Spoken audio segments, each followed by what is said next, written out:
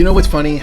Most agents will spend 2 hours chasing a Zillow lead and then wonder why their conversion rate is terrible. I get it. New leads feel exciting. I know because I run a team in a brokerage and I watch it happen still. I think it's because they feel like an opportunity right now. But if you don't sort an incoming lead the second it comes in, you're not really working with a lead. If you think about it, you're just reacting. And reacting isn't a business.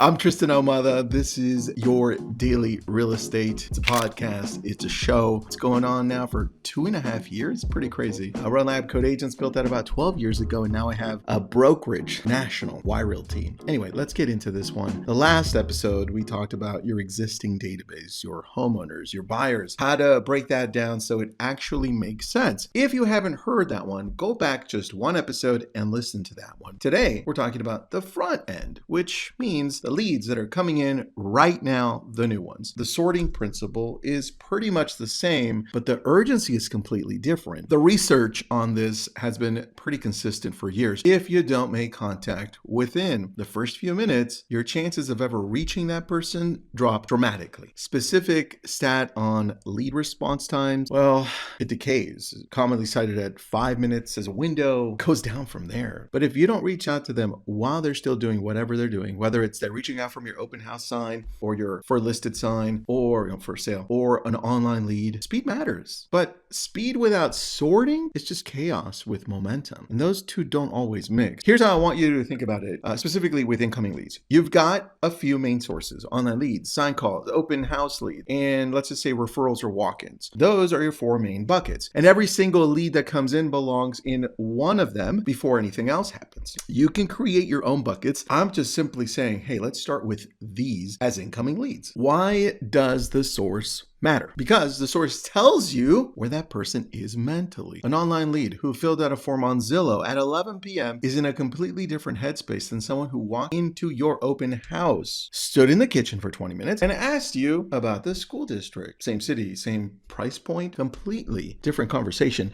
And that's important because you pay attention to those details, and that's when the conversion starts happening. Let's go through each one of the ones I have here in the bucket. Online leads. These are the ones coming in from Zillow or Realtor.com, your website, Facebook ads, wherever you're paying for traffic. And no, look, I know because I run a lot of these. Some of these, the portal leads, Zillow and Realtor.com, and those are higher quality leads. I get it. Meta, Facebook and Instagram, or Google, they're somewhere higher in this chain of transacting. And I understand that. But for now, let's put them all in one bucket. The first is, are they a buyer or a seller? Buyer leads from online sources almost always need time. They're early stage. They click something because something caught their attention, but they're probably 3 to 12 months out at least from being ready. Are some ready more or sooner than later? Of course, there are very few, but it happens. Now, don't treat them like they're going to sign a buyer agreement tomorrow. In fact, when we worked with Zillow and Realtor.com, they trained the agents. I helped train the agents to understand that a lot of these just want to go see the property first, and then you talk to them there and connect with them there. In fact, Zillow still does that. Know that there are certain things you have to do first. Sort them as long-term buyers and put them in a nurture sequence that educates them over a longer period of time. Now, seller leads from online sources are sometimes more immediate because it usually means that that person is already thinking about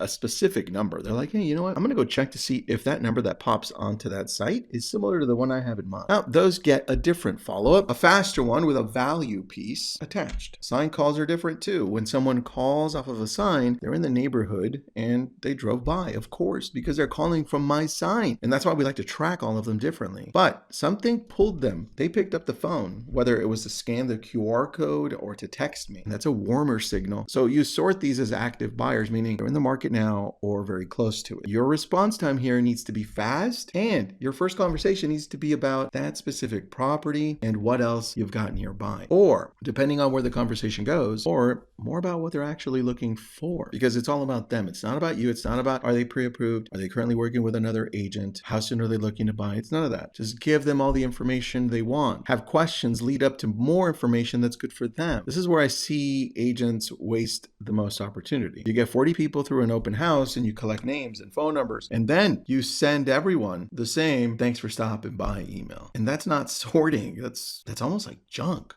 When someone walks through your open house, you need to be asking enough questions in the 30-second conversation. And if you're not asking questions, listen, at least have them fill out something for the ones that want to fill out information. This way, at least you get to know what they're looking for because you'll know where to put them. Did they just start looking? Are they pre-approved? If that's a question you ask, do they own a home that they need to sell first? Are they from out of the area? If they need to sell something, that's pretty huge because now you've got a potential listing right in front of you. So sort open house leads into 3 groups: active buyers, potential sellers, and just looking. The just looking group isn't worthless either. It might be 2 years out. That's okay. Put them in the database, tag them correctly, let the long game work on its own, especially if you've got something like Real Scout working on the back end that's sending them great properties that uses AI, right? That's why I love Real Scout. Referrals and walk-ins are probably the simplest sort because they come with context. Someone referred them to you, which means you can ask the person who sent them what they know. Use that information. Don't start from scratch when you don't have to. Sort by buyer or seller. Note the referral source and make sure you follow up with the person who sent them as well within 48 hours. That loop closes a lot faster than most agents think, or at least you can start creating that relationship faster than most people would. And look, I've seen some agents miss massive opportunities on referrals because they just don't have a process. And I don't want these to fall through the crack. Now, here's the part that ties all of this back to part 1, which was yesterday. Once a new lead gets sorted and you make contact, they eventually move from the incoming pile into your database. And that's when part 1 takes over. They become part of your homeowner segment or your buyer segment, broken down by city, property type, by where they are in the process. The 2 systems connect. The front end feeds the back end. Your database grows with people who are